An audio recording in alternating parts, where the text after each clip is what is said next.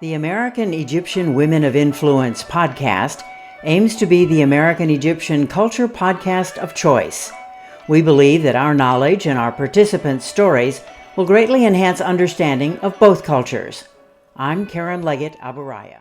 Dr. Doaa Taha is the chair of the American Arab Anti-Discrimination Committee Women's Empowerment Forum.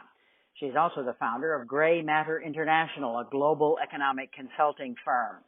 She is involved with the Forum of Women Leaders in Science, Technology, and Engineering, sponsored by Arab governments and the U.S. Department of State, and she's a professor of data science at Harrisburg University of Science and Technology.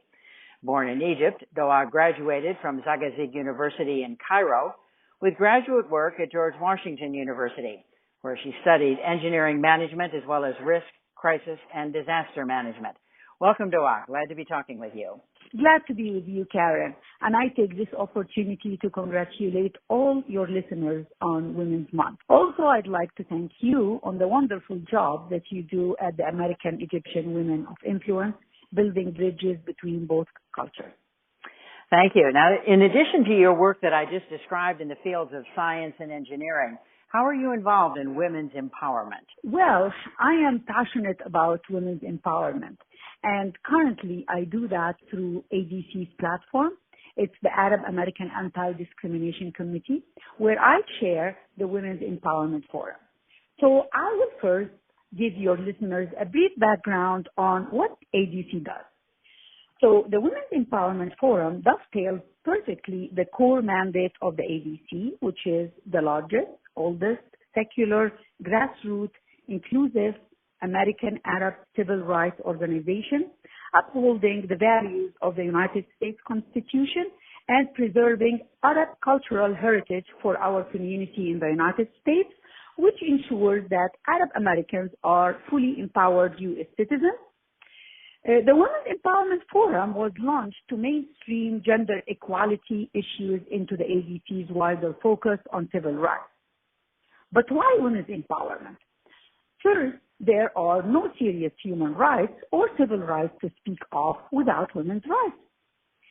A recent poll found that women's specific priorities were first, peace, second, civil rights, third, economic security. With current global imbalances being what they are, it seems obvious that women's empowerment can only strengthen society's chances of addressing all kinds of challenges that we face nowadays. The Women's Empowerment Forum at the ADC, in striving to give women a more powerful voice, works to build bridges with mainstream American society and all other minority groups and women's organizations, but also nurture relationships and with partners, first and foremost, of course, those of our region of origin in the Arab world. What are some of the projects that you're and activities that you're working on with the forum right now? And we always, every year, we try to tackle one issue that is important to them. For example, we did an issue on women in journalism, women in peace, women in leadership, etc. So we try to see the issues, and with the stereotype and with what happened the last few years, the Arab American women and also the Arab women, especially, they were really the media put them in a space that it's really not good to us, and it's not fair. So we try always to bring the good faith and to show the success of Arab Americans and also Arab women, from the Arab world. And what is your do you have a theme for 2020? You mentioned journalism. What is your topic or theme? Well, actually, our theme for 2020 went back to honoring all the women who worked for ADC. So we are honoring all the women who worked for ADC for 2020 because it's not only about looking outside, but also all the interns, all the people who really started at ADC, young lawyers, young volunteers, young interns. They deserve also to be honored, and this is what we decided to do for 2020.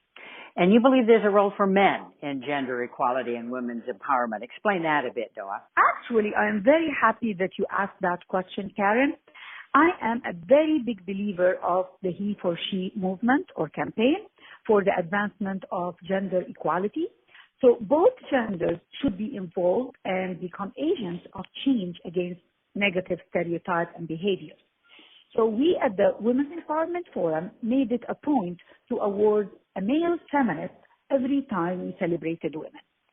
Some of our awardees are Dr. Clovis Maksoud, Ralph Nader, and so many others. And what changes are most important to you to work toward regarding women's empowerment, both in the United States and in Egypt? Well, the list is really long, but I will go for the most important issues in my view. So I would like to see equal pay truly implemented across the board. And also, I would like to see all obstacles to women thriving in STEM be removed. You know, the gap between men and women working full-time year-round, doing exactly the same job, is at 20 cents to the dollar here in the United States.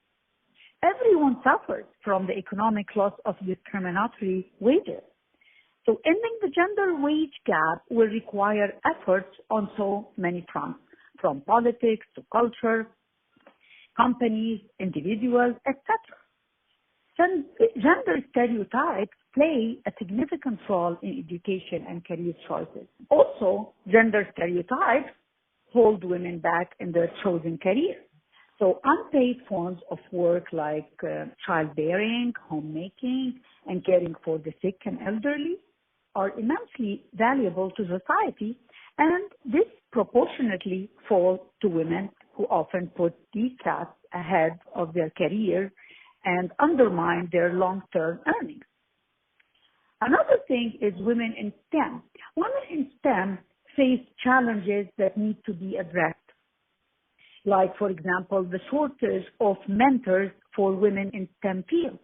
Most organizations, they do not provide mentors, and women have to join professional associations to get that. So women need to find a company with female-friendly policies and programs in order to be able to thrive and progress their careers, especially if they want to reach leadership positions. In the end, I would like to say thank you for hosting me and to say to your listeners again, Happy Women's Month, Happy Civilized World Month, as I do believe that women's rights should be the lead measure of a civilized, healthy nation.